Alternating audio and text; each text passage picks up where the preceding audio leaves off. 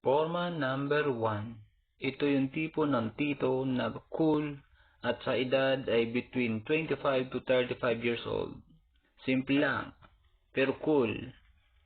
Laging nagpapayak ng mga pamangkin. Yan ang titong tipong number 1.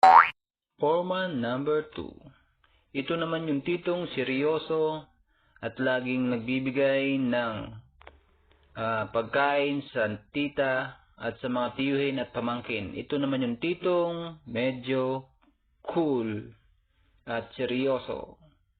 Iyon o.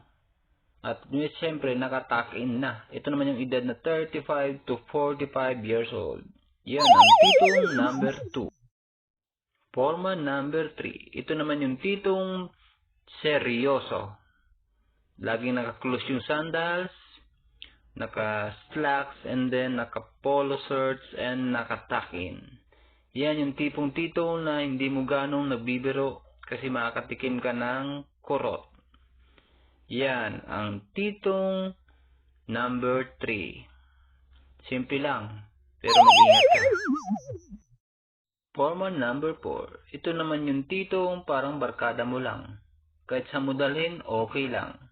Kahit saan kayo pumunta, okay lang. At simple yung forma, nakatsinelas. At pala kaibigan, at pala tropa. At higit sa lahat, kainuman mo pa. Ito yung titong cool na cool. Titong number 4.